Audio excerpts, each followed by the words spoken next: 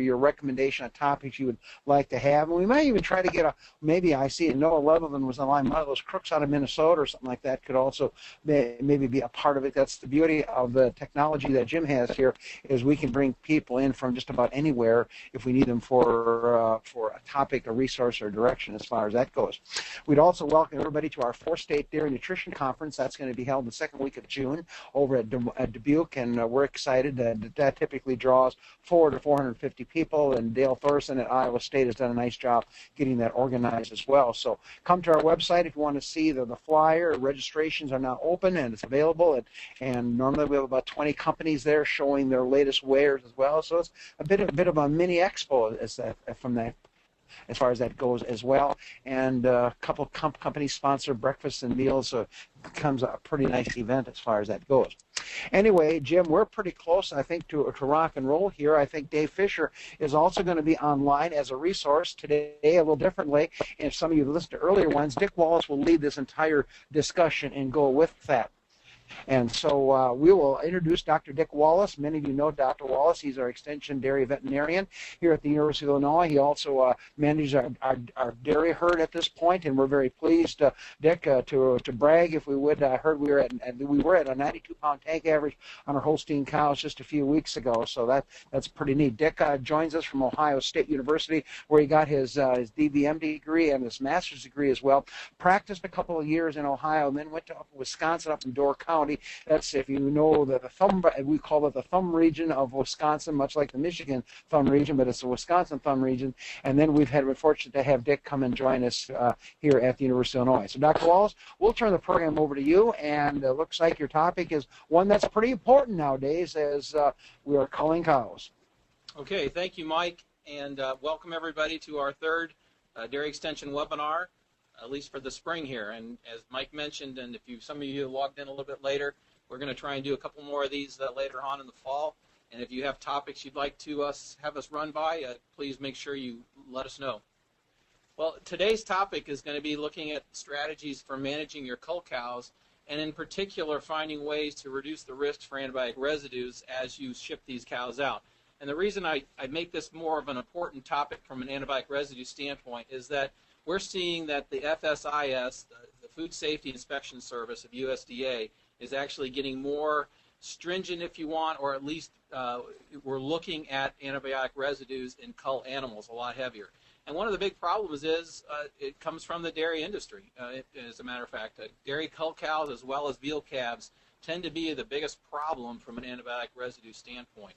So what I'd like to go through is actually a 10-point plan that Dairy Management Services, Inc., as well as, get my page to increase here, Dairy Management Incorporated, as well as National Milk Producers Federation, along with the American Association of Bovine Practitioners, put together a top 10 considerations for culling and transporting dairy animals to a packing or processing facility.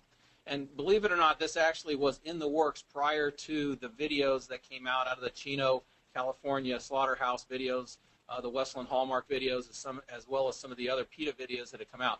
So we were actually on top of the game. We actually didn't have it released or published at that point in time, but that certainly amplified or increased the reason for getting this published, because we need to let our producers know how to handle these cows and to make sure that we don't have another incident like that occur. And I guess we all realize that those incidents are the exception and not the rule. The rule is most dairy producers manage their cull cows very well, but certainly when the public eye is out there and the scrutiny is out there, we need to have things, at least have our ducks in a row. So the culling and transporting decisions are really an important part of dairy farming. If we look at the net farm income on a lot of farms, we're looking at 8 to 10% of the net farm income comes from the sale of not only bull calves, but also those cull cows. And in some years, 8 to 10%, well, in this year, it's not a profitable year, but it may be what keeps you at least breaking even. And in some years, it ends up being what is the profit margin for the farm. So keeping in mind that these animals are actually of value, we call them cull cows. The terminology cull maybe has a negative connotation, but we really need to think about how we're handling these cows. We know that on occasion you're going to have some cows that may not be able to walk anymore or be non-ambulatory, and it's not suitable for those animals then to be sent to a packing or processing facility. And as a matter of fact, they will be either turned away or euthanized, or you will not be paid for those animals if they're down or non-ambulatory, means they can't walk. So let's go through each one of these 10 points one at a time, and I'm going to comment on some of them as we go. The very number one comment, and this obviously is very appropriate when we looked at the videos that came out almost a year ago now from the Westland Hallmark, the California slaughterhouse and packing plant. If you have an animal that is non-ambulatory, she cannot be moved to market under any circumstances. If she is down, you want to work on her, at least use some veterinary care to try and get her to the point where she's walking again. It's important that that you take care of that animal appropriately from that time. So the corollary to do not move non-ambulatory animals is to only allow animals that can walk to be shipped to market. So that's a pretty obvious point, but that's the number one point that we need to get across. You can't be sending cows that are potentially going to go down in the trailer, so make sure that those cows are able to walk, able to stand, able to make the trip. And that sort of gets me to my explanation as we start to think about the word cull cows.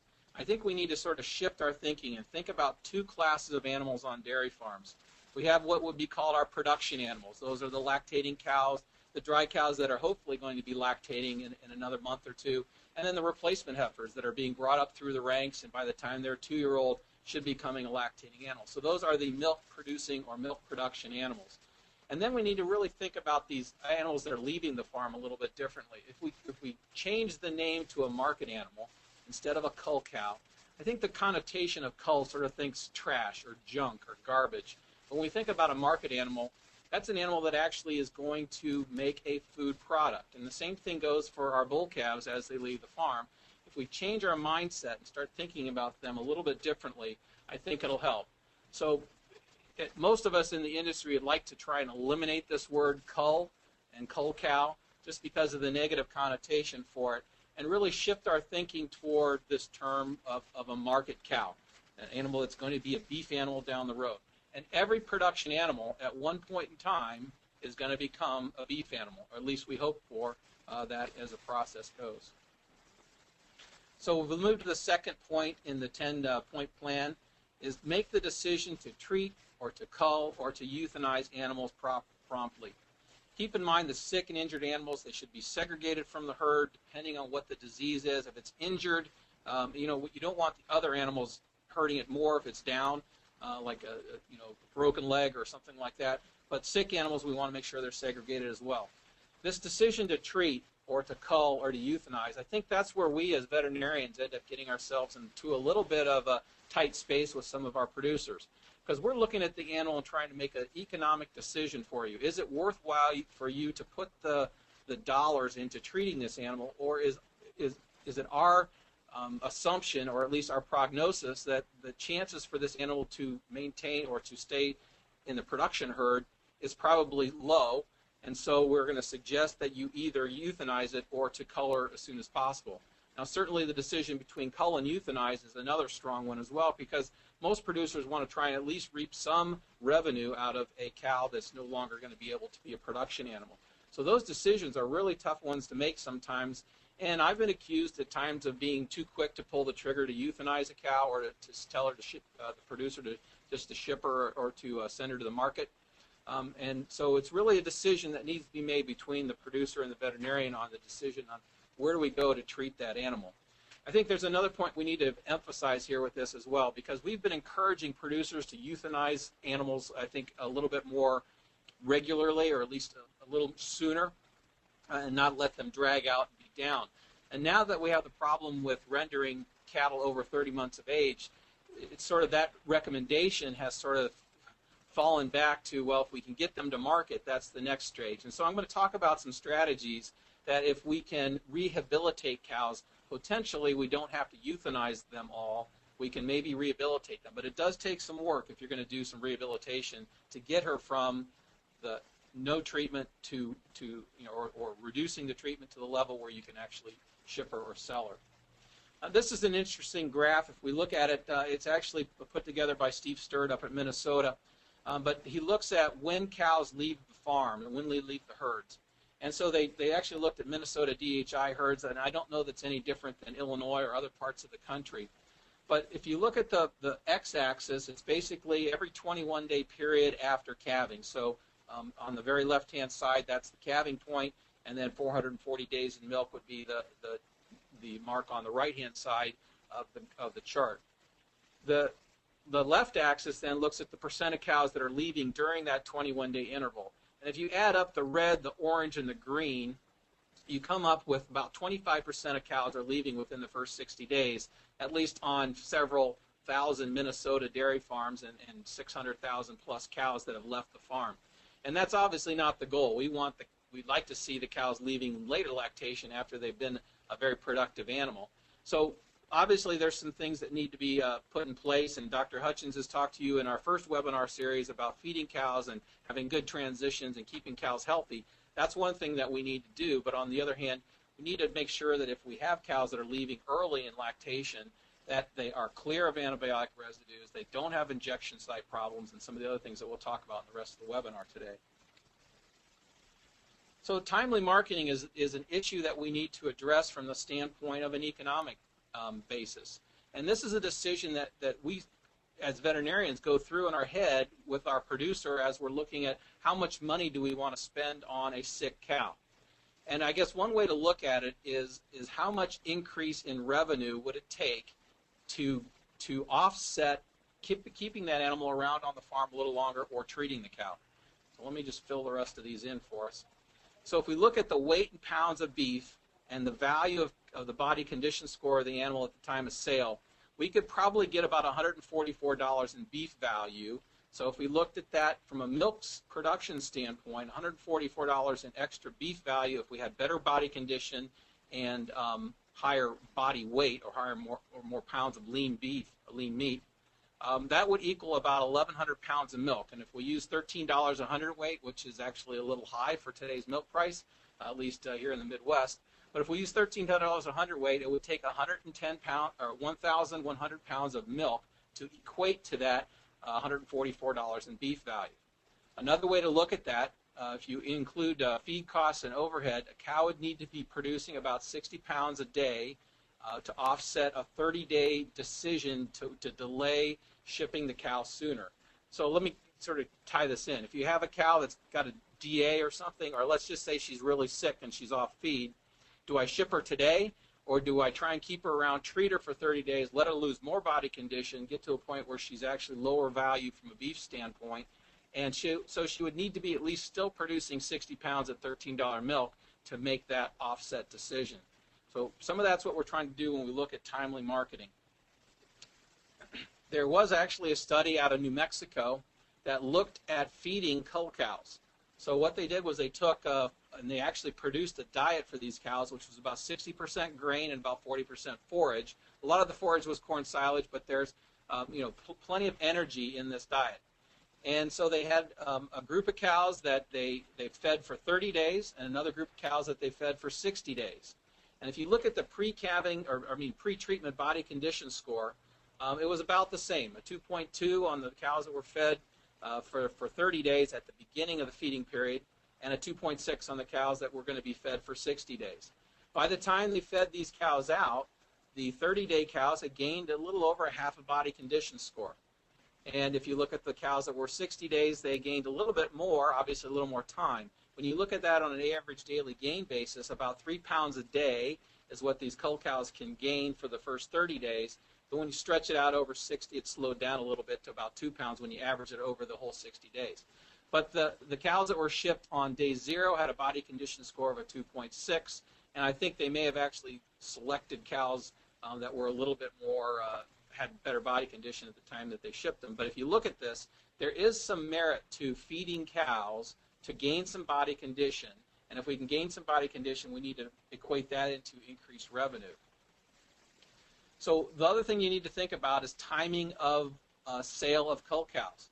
When we look at the average monthly cull cow price, and this is actually a little bit older data, but the same trend occurs every year. In February, March, and April, that's typically our highest cash price for cull cows and market cows, and that dips in October, November, and December when beef herds are shipping off non-pregnant cows, and you got the holidays around some of those seasons. So there's some reasons why there's a little depression in the cull cow price.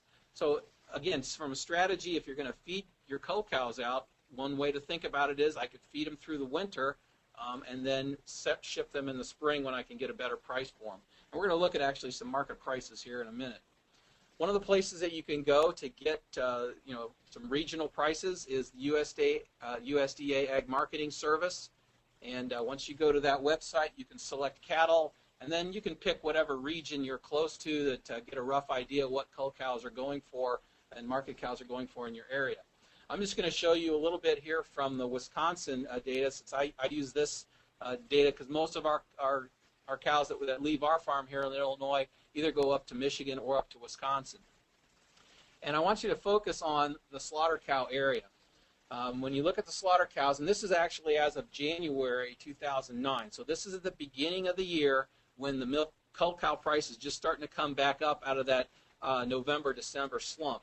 But if you look at the milk price, or the beef price for the low dressing lean cow, that's your really thin body condition score, just a little over 1,000 pounds, or the cows that were shipped in this range were over 1,000 pounds.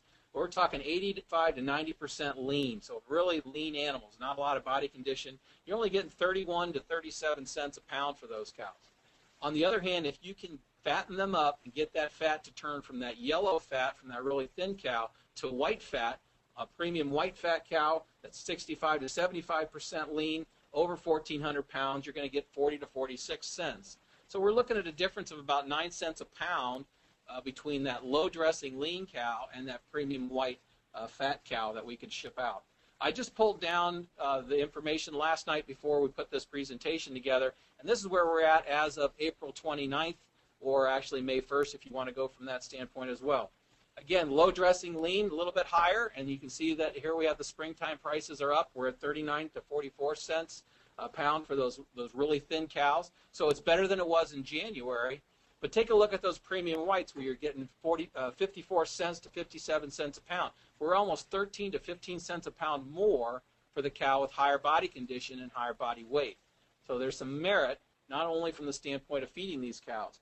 I think the strategy that we need to think about is how can we feed them cheaply, especially with high-cost grain and corn silage and feed prices that are out there right now.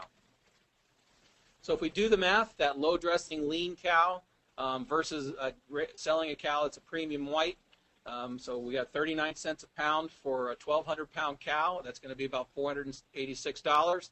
If we could get her to a nice 1,800-pound premium white fat cow for 54 cents, you're looking at $972. That additional $460 really with minimal feed costs. And what we're using is actually the waste feed. Now I know a lot of dairies use their weighback or their waste feed to their low group cows or maybe even to their heifers. There's some strategies and reasons why you may not want to do that, particularly if it's been contaminated with fecal matter, where you might be transmitting Johne's disease or salmonella or some other enteric pathogens. But on the other hand, yeah, if we're going to transmit that to a cull cow, we know that that cow is going to be leaving the farm, and so it doesn't take a whole lot of extra feed to provide that. And you know, think about it, high group TMR, that's a really pretty high energy diet, even though it's been picked through by the lactating cows. Hopefully you haven't had too much sorting, but there should be plenty of good energy in that feed for these cull cows. And in fact, that's what we're doing at the U of I farm right now. It is we're feeding our cows that we stop lactating, the ones that we want to put in our market pen, if you want to call it that. And it's just a three-sided shed. She's got water, she's got a feed bunk, and a three-sided shed. Doesn't take a lot of investment there to get this done. And you know, for the extra income we can make with these cows, I think it's worth the effort. Well, believe it or not, we've only been through 2 of the 10 points. And we're doing pretty well time-wise. But the third point in the 10-point program is to delay the transport of any animal that appears to be exhausted or dehydrated, at least until that animal is rested and rehydrated. So if you've been struggling around with a cow, trying to get her up and trying to get her better, or trying to get her to a point where you can get her on a truck, make sure that she's got plenty of water, because you don't know how long it's going to be from the time she leaves your farm to the time she's actually going to make it to the packing plant.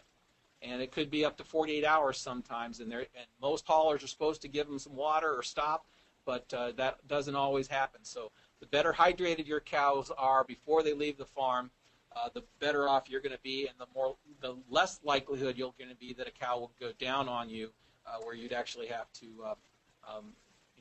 either recover that loss for the hauler, or however it would work with your haulers. Point number 4 is to make sure that you milk all cows that are still lactating. So at times we do sell some cows from the U of I farm to our beef buyer that are still in milk, but we typically put these cows out into the ship out lot at the time right after milking, and that's usually when our hauler comes, is he comes by and picks up cattle after milking time. So it's important that we make sure that they don't have a full udder and would be leaking milk, potential to get mastitis between the time they leave your farm and the time they get to the packing plant. Point number 5 is to make sure you use a transportation company that knows what your expectations are for animal care. And I know this is a difficult comment to make, because sometimes you're limited in who you can have pick up your animals. And in fact, we're in that situation here at the U of I because there's not a lot of cattle farms around our area, so we don't have a lot of people that would be willing to come down to Champaign and buy cows. On the other hand, our cattle hauler he understands what we expect, but he understands how we expect them to be handled from the time they leave the farm to the time they get to the packing plant, and he's very good about it. He talks to us, and we have a good communication system, and that's really important. So the animals need to be safe. We don't want to have a lot of we don't want to have a lot of bruises on the cows. And another way you can help reduce bruising is actually put some body condition on the cows so that they're not really angular and don't have a lot of cover on them. So if there is a little bit of jostling around in the transportation truck, you aren't going to have bruising. And that's one of the problems that we see with dairy cows and packing plants, is a lot of tissue bruising. Point number 6 is to make sure that no animals are shipped from the farm or shipped to a packing or processing facility until all the proper meat withholding times have been followed. And so we can take a look at where some of the residues are occurring. And as I mentioned earlier in the introduction, the dairy industry appears to be one of the biggest problems from a volatile antibiotic residue standpoint in the meat.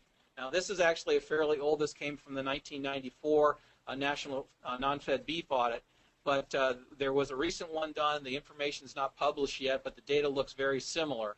Actually, the incidence in the dairy industry is down, but it still is the highest from the standpoint of which industry is more responsible. So if you look at the green and the red and the yellow bars, those are all dairy industry animals: dairy cows, veal calves, and bobveal calves. And you can see in all 4 of those years, the dairy industry actually contributed most to the volatile residues in that National Non-Fed Beef Audit that was done in 1994. There is some residues in beef cows and maybe a little bit in fed steers, but really very minor when you look at it. And again, so our beef cattle colleagues really look at the dairy industry and look at us not in greatest favor when we're the culprit for having residues and tissue levels at slaughter plants. In 1999, there was a summary done of what antibiotics were being found in cattle, and you can see gentamicin was actually up there. Almost 40% of the residues were found to be from gentamicin. Penicillin running a close second. Very shortly after this time, the American Veterinary Medical Association, as well as American Association of Bovine Practitioners, voluntarily agreed as veterinarians we would no longer use aminoglycosides, which gentamicin is one of those, and aminoglycosides in food-producing animals because of the long tissue residues. And so you'll see I have some data here coming up next that shows you where we're at now.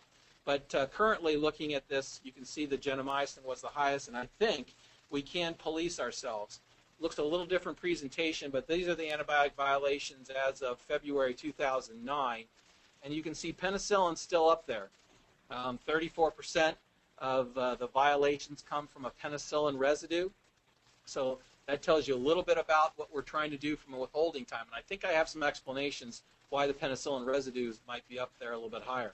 The next highest one is a little over 25% is flunixin meglumine, which is banamine for some of you that may not know the generic term for it. But Banamine is one of the higher residue violations, and I don't think that they were actually, I'm sure they weren't testing for it in 1999, so this is probably just an increase in surveillance. But on the other hand, if we are shipping cattle that have residues from flunexin or from banamine, that is an issue. You can see sulfur, the sulfas, sulfadimethoxine, some ceftiofur, which is your Naxel and your Xanel.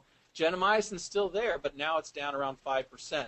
So I guess the way I look at this is actually the industry has been able to police itself on a gentamicin level. So I think if we have some good educational processes going on, we can probably reduce some of these residues a little bit further. So let me tie into why I think the penicillin residues are high. One of the problems that we have with penicillin is that it's never really used on farms, at least on dairy farms and most cattle operations that I've seen, at the dose and the frequency that's on the label. The label withholding time of 10 days is only meant for the dose and the frequency that's on the label, which is about 1 cc per 100 pounds for no more than 3 days. And I think most people are going to use more than, say, 10 to 15 cc's once a day in a large adult cow or adult beef animal. And so that's probably one of the reasons that it's more often used extra label, and we probably have residue violations from that. The flunixin one is an interesting one. I think that probably has, again, something to do with banamine actually now being tested for, which it wasn't tested for in the past.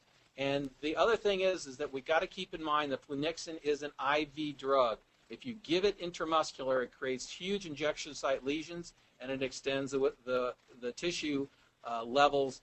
Not only is it going to cause a blemish in a beef animal, but it's also going to increase your residue length of time for it to get out of the cow. So those are probably the two reasons why we see those two as the highest ones right now. But certainly some educational points can be made from this chart. When we look at how the inspection service, the FSIS meat inspectors, determine whether they test an animal for antibiotics or not, it's really depending on how they look at them ante-mortem, so before they captive bolt them or before they knock them out. They look at how their demeanor is, and they also will look at post-mortem tissues. So that's pretty much how they're picked up. 85% of the volatile residues were detected on post-mortem high-risk cows. So they opened the cow up, they saw a metritis, they said, let's test her. Or they opened the cow up and they see she had mastitis, and they said, I think we need to test this cow for antibiotics. So shipping cows that have signs of recent disease is going to give you a more likely chance that the inspectors at the USDA packing plants are going to test that cow. In the tested population in 1999, pretty low, 1% positives. And actually, I think it's gone down a little bit, but not a whole lot from the 1999 data set. So we look at some of the reasons for testing. As I mentioned, about 85% of the time it's tested from post-mortem, so around 16% then before they are put into the kill portion of the plant. Mastitis is one of the #1 reasons, along with the uterine infection. If there's an obvious injection site lesion, that's going to be a red flag. I mean, that's just a no-brainer. And again, some of these reasons, mastitis, mesostritis, injection site lesions, those are good reasons to keep the cow on the farm till she's completely healed and there's really no evidence that she had an infectious disease or a disease going on at that time. So, certainly I know there's times when we'll ship a cow that maybe has a DA and we want to get her out of here before we have to operate on her because she's not valuable. So abomasal disease would be a potential possibility for testing a cow as well. This is the second part of the study that was done in New Mexico looking at feeding out their cull cows. And I think it's interesting to look because we talked about penicillin as having, one of the reasons why we still see penicillin as one of the #1 residue violations. You really need to allow extra time if you use the drug in an extra label fashion. Now in this part of the study, they actually looked at how many cows exceeded the 10-day penicillin withdrawal time. And they gave this penicillin at 1 cc per 100 pounds body weight in the muscle once a day for 3 days. And then they looked at how long it took the cows to withhold. So on day 11, that would be #1 there, 1 day post-withholding, there were still 7 cows that had residues in their urine with penicillin. By day 12, or day 2 on this chart, there were still 3 cows that had penicillin residues in their urine, and they're using the labeled dose. Believe it or not, this is the labeled dose. we still had 2 cows 18 days after the last dose of injection that was showing antibiotic residue. So it's not always, the cow doesn't always clear it as fast as what we would expect on the label. That being said, it gives you just another reason for keeping cows on the farm for 30 days, even up to 60 days, to put some weight on them, to allow some antibiotics to withdraw, to be cleared from the system, so that what we're shipping to the market then is truly beef animals that are fit for human consumption. When we look at the drugs that are prohibited for food-producing animals, there's quite a list now, but chloramphenicol is a drug that was used earlier on in my career, and we no longer can use chloramphenicol in food-producing animals. There's another one on there that has recently been added, and that's estradiol cyprinate, or ECP. It's no longer manufactured now, but there is really no estrogen that's allowed to be used in food-producing animals. The older one there, diethylstilbestrol, or DES, is also an estrogen. So estrogen steroid hormone is not to be used in food-producing animals. Some of the other drugs, like glycopeptides or vancomycin, you have a lot of the nitrofurazones are on there as well. I still see nitrofuracone spray, the yellow spray, on dairy farms as a wound spray. It is not to be used in food-producing animals, even topically. So no nitrofurazones are to be used. And these drugs are all prohibited for use because of problems in human medicine if they end up getting into their system. There are some drugs that are prohibited for use in lactating dairy cows. So some of these drugs can be used in other beef animals with adequate withholding time, but these are actually drugs that are prohibited for use in the lactating dairy cows. So there's many of the sulfa drugs that are prohibited. There is an approved use of sulfadimethoxine, so there is some approved uses, but any unapproved use of those sulfas cannot be used in dairy cattle. Tetracycline drugs in the feed. Really, essentially, there is no feed additive antibiotic that is allowed to be used in lactating dairy cows. Now, we don't consider the ionophores a true antibiotic. An antimicrobial, it does alter the population, but the ionophores, there is no human equivalent. So tetracycline drugs used as a feed additive is illegal. Phenylbutazone, which used to be used to help reduce inflammation, much like flunixin meglumine, is now sort of the drug of choice for an anti-inflammatory, but phenylbutazone is no longer allowed to be used as well. The fluoroquinolones, they have been approved for use in dairy heifers, but fluoroquinolones are prohibited for being used in lactating dairy cows. Okay, if we move on to point number 7, is to make sure that we do not transport animals in poor body condition.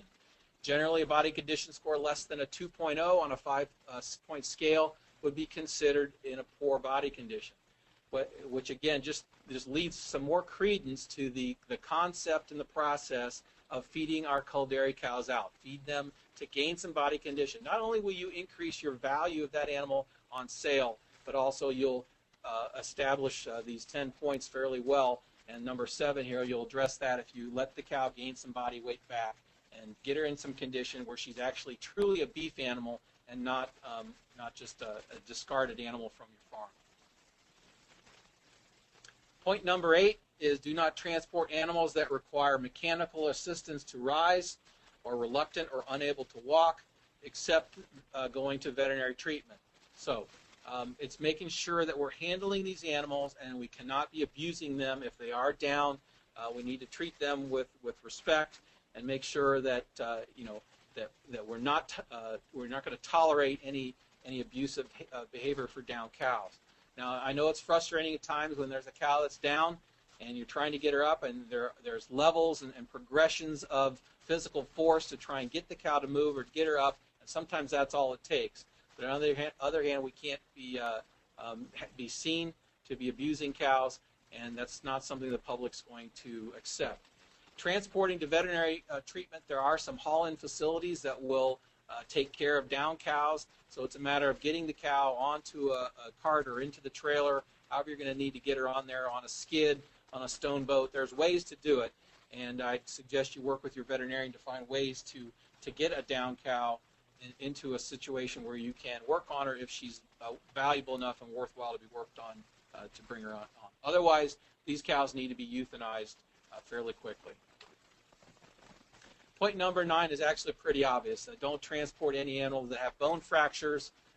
Most of the time, you don't see too many fractures in cattle that the cow basically can still walk. We've seen some fractured shoulders, some hips that can be broken, but they can still walk. So those animals can probably make it as long as they can walk into the packing facility. They can go ahead and be culled. They may trim some of the trauma off the tissues, but if the cow has a broken leg, you can't try and get her in and try and get her to walk on 3 legs to get to the slaughterhouse. That's an animal that needs to be euthanized right away.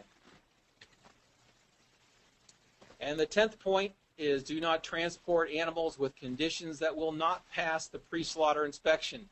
So the FSIS, Food Safety Inspection Service veterinarians at the packing plants, they are going to be looking for diseases that would not pass. Disseminated lymphosarcoma. We'll look at some of those in a minute. If you don't know if the disease would pass inspection, usually your veterinarian should know what that is and they can go through it. But let's go through a few of those right here. When you think about it, if they have cancer eye or lymphosarcoma, cows that have peritonitis throughout their entire system, usually if you look inside the abdomen you can tell that, and most of the time we can diagnose peritonitis. Really bad pneumonia, if the lungs are all adhered down, they will be also tanked in the slaughterhouse. So there are some reasons for being condemned. Cancer eye is not a big problem in dairy cattle, probably a bigger problem in white-faced beef cattle. When we look at the losses that are occurring, though, from market animals coming in through packing plants, about $16 to $22 a head. And that's actually being charged back to producers as a loss or reduction in value in cull cows. So when they have to trim out bruises, 88% of dairy cows have bruises coming in. A lot of it has to do, I think, with their body condition. We don't have very good body condition on these dairy cows when they're coming in, and some of it might have to do with transportation methods. But on the other hand, that's almost 90% of dairy cows coming in with bruises that need to be trimmed out, and that trim reduces the value for a cull cow for all producers. Arthritis tends to be another reason why we see some trimming out, and at least about 40 pounds as the average loss from a trim. We've got a cow here with a Hawkeye groma, not a lot of meat down in this area, so it's usually going to get trimmed out as well. But if any of that is extending up into more than one joint, there's probably going to be some beef that's going to get trimmed out of that joint that has the arthritis as well. So keeping that in mind as we're working through these cows. When we look at the condemnations, on average, about 3% of all cull dairy cows are condemned at the USDA packing plants. 40% of emaciated and disabled cows are condemned. Now, 100% of disabled cows now are condemned. So if you do have a cow that cannot walk, non-ambulatory, the decision is going to be made pretty quickly, and they actually can make the decision even after she's been unloaded and she walks off the trailer. They can make a decision at that point. If she doesn't continue to walk, they can also euthanize her at that time, which will come back to you as the producer. So pretty high percent when these cows are really thin. It just adds more credence, I think, to the process of feeding these cows out. In the 1994 National Non-Fed Beef Audit, producers lost about $70 for every cow that was sold because of bruises and injection site lesions. And almost 60% of dairy cow rounds had injection site lesions in them at packing plants. So let's think a little bit about these injection site lesions. And remember, dairy cows tend to get a lot of injections, especially now with a lot of our reproductive programs going on. So just think during a lactation between vaccinations and reproductive programs and either other, hopefully you're not treating a lot of cows with injectable for mastitis, but if those things happen, keep in mind how many shots a cow gets. And every time you give an injection, remember, as a dairy producer, you're also a beef producer at some point in time. So as you pull up whatever medication it is you're going to use, consider not only the injection location, but also what's the dose you're going to be giving, what's the volume, the needle size, the needle length, and the nature of the medication. Is it an irritating product? And we already mentioned it. Flunixin-meglumine or Banamine needs to be given IV. It should not be given IM because it is extremely irritating, and it should never be given IM, well, period. So I'm not even going to say in the round of a cow, but anything that's that irritating should not be given into the back muscle of the cow. Things like, I'm going to slide a little bit away from beef quality assurance here, but 2 cc doses of low volume low irritation drugs like GnRH or cisterellin for reproductive hormones, very likely that cow's going to stick around on the farm for hopefully at least 30 days after the breeding program, and maybe a little bit longer if she's pregnant, she's going to stick around. So I'm not too worried about the reproductive hormones because they're very low irritating, they're low dose, needle size if it's appropriate, it's small.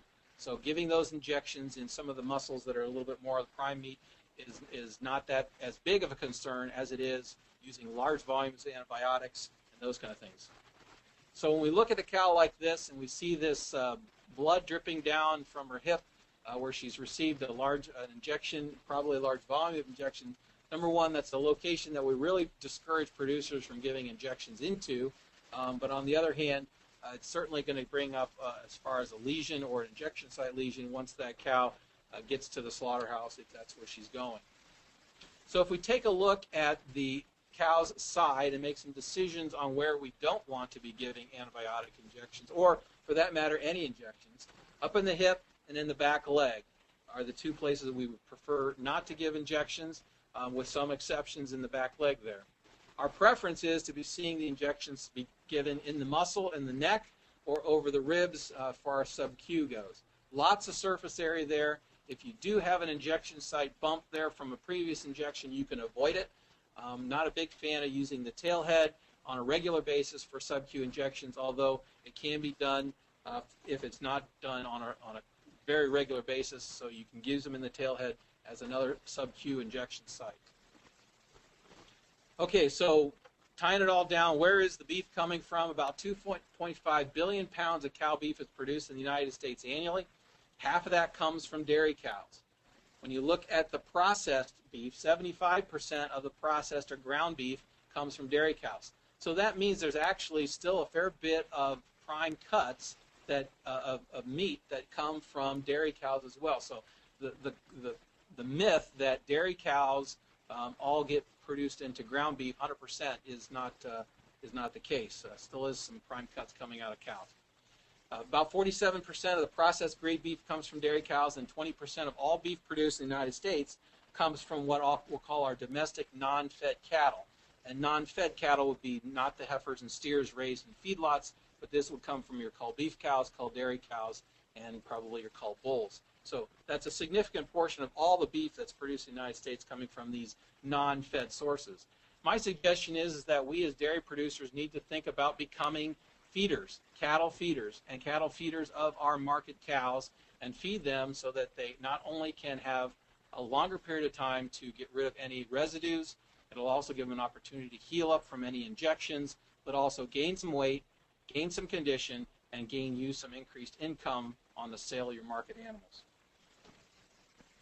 With that, that's the end of the third webinar here, and we can open it up for some questions. I guess we do want to have a poll question here for you, and if you all that are still online can go ahead and answer this poll. I'll give you an opportunity to respond, give you about an hour. No, we'll give you a minute to respond. I'm going to answer it over here. You guys can see here if you want to see what the poll question is. You guys can see it on that. They won't let me answer. Oh, yeah, it says panelists don't vote. So we're at 27 seconds, and we got 80% of our audience has voted. And the question is, do you feed out or advise others to feed out their cull cows? And it looks like we've got a pretty good positive response here so far. We may not get more than 80%, but that's a pretty good voting range.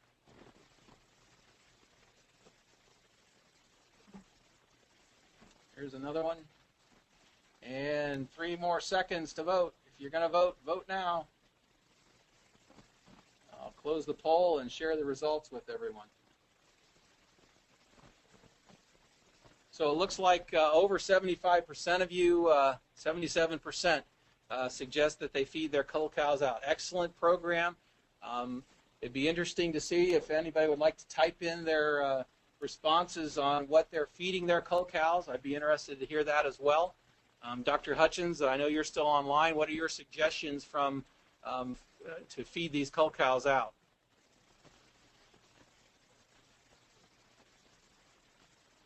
Are you there? We are now live. A bit of a technology lag here. I had my ace technician here fumbling through the thing. I think we're on live at this point. Well, Dick, I think you've done your comment is right on. That to me, if what a great place to put your waybacks as far as that goes in the feeding program, that would be a logical place. I guess, Dick, I'd be looking more if they're not lactating, which in most cases you aren't going to be. I'd be looking at a pretty heavy grain diet. I think you look at the data you showed there, a 60% grain diet. I'd even be willing to go higher than that at this point. And here in Illinois, I'd be looking pretty hard at distillers grains. I mean, I realize there's excessive protein, but the price is so economical on corn distillers and corn gluten feed. I'd be looking at those two feeds to really let them go, and just enough forage in there to keep the rumen honest. Because at this point, you're trying to put pretty good gains on these animals, are we not? Oh yeah, we'd like to get over 3 pounds a day, and you saw from the New Mexico study that in the first 30 days you can put 3 pounds on a day, but then they kind of start to stall out or slow down a little bit up to 60. What do you think is the maximum feeding rate for distillers or gluten feed? What's our maximum dry matter amount that we can push to these? Well, if you look at Paul Walker's work, it just came out of ISU. He's going up to 60% distillers grains on a dry matter base, and he's not quite convinced, and maybe they can go a little bit higher at this point. I would think, Dick, we've got to probably keep at least 5 to 7 pounds of some long forage in there just to make sure we don't have a rumen dysfunction that's going to go on.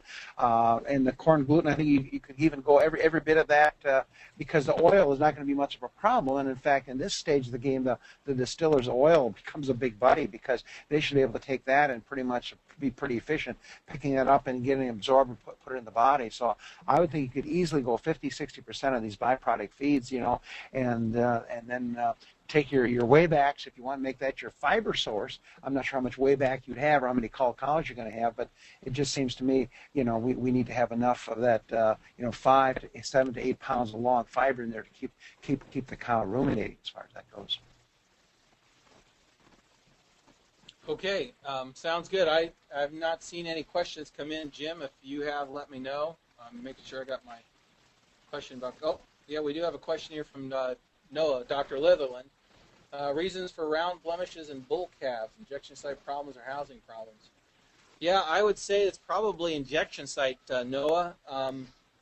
Yeah, I don't know of any reason why an injury in the back round of a bull calf. I imagine possibly some muci or some vitamin and selenium could be injected in the back leg of a calf, a newborn calf. That's not an uncommon practice, so that certainly is a possibility why.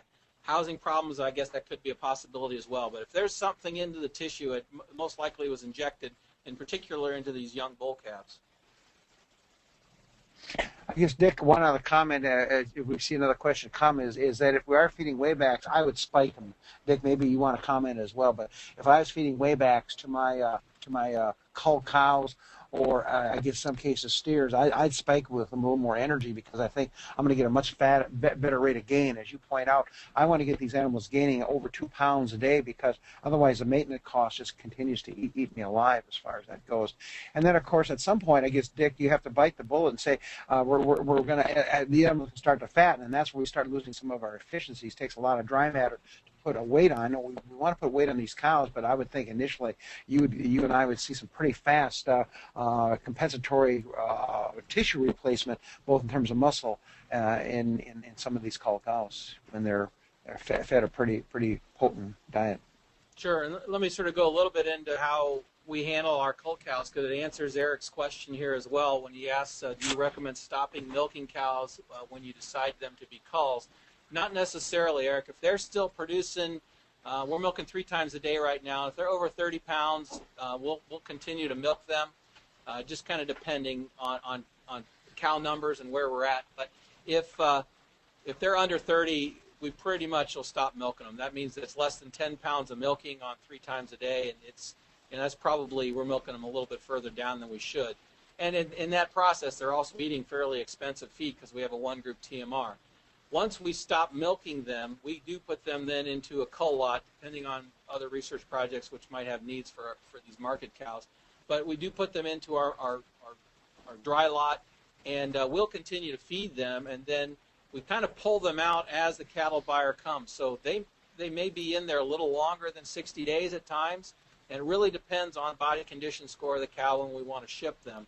So it gets back to Dr. Hutchins' comment about how they kind of slow down and aren't putting on the weight as fast anymore. We don't want to put a whole lot more extra expense into that cull cow ration. If you're trying to do it to feed them out rapidly from a standpoint of either space or you're looking to get that gain or get that income pretty quick on that cashing out those cows, then you probably need to spike the feed a little bit. But because we don't have a time factor and when we need to get rid of those cull cows, we essentially just feed them all the waste feed that they'll eat, and what they don't eat of that waste feed ends up typically going into the manure spreader down the road. So if they don't eat it, it goes, the bunk gets cleaned out and it gets put in the spreader. And that's kind of how we end up working that out. Is pasture a possible option? Yeah, I think, Eric, actually, especially from a feet and leg standpoint, if you got some cows that have some lameness, get them out on some pasture, get them out on some dirt. They aren't going to gain near as fast, but on the other hand, they may improve their gait and their ability to walk, and that would certainly improve your chances once you go through the slaughterhouse. So I think that certainly is an option, and they will gain on pasture, just take you a little bit longer. But Dick, why wouldn't I look at maybe putting some supplemental grain out there? I mean, if we're going to put some gain on, I understand the health aspect, but gee, I would think 4, 5, 6 pounds of grain. I understand corn's going up in price, but I would think I could probably do a pretty good deal on that with all that protein coming from the pasture. No doubt, Mike. I think you're right there, and just again, you're trying to talk about, do you cut your costs completely out, or do you look at putting some gain on a little bit quicker? 30 days on pasture is going to turn around a cow that's got a little bit bummed up legs. That's going to turn around pretty quick. So if you want to get that gain on, certainly the protein coming off of pretty fresh growing pasture along with a little bit of grain, that cow can convert that pretty quickly into some nice energy. So I don't disagree with you at all on that one. Noah Litherland has, what facility options work best for administering shots in the neck? Good question. You almost need to have lockups, Noah. I know palpation rails are almost an exercise in getting your head knocked off by a cow. So, if they don't have their heads restrained, it's going to be really difficult to do neck injections. So, squeeze chutes, obviously, those work out fairly well. But headlocks, that's one of the best reasons for having headlocks on farm, so you can manage these cows properly to give those injection shots in the neck. Now, we do give injections in the neck in the tie stall cows, as you're well aware of, Noah. So as long as they're restrained fairly well, you can give sub-Q and neck injections, but not always the easiest thing. One other method, Noah, especially if they're sub-Q injections and you're not giving frequent ones, is to give those injections alongside the tailhead, where the BST injections used to go. And hopefully at some point in time possibly we'll go again if BST is sort of looked on favorably again. But a lot of times now the tailhead right alongside the tailhead is a good sub-Q location. So if you can't give sub-Q injections in the neck because of your facilities, most of the time you can walk up behind a cow if they're crowded into an area, and you can give sub-Q injections in the tailhead.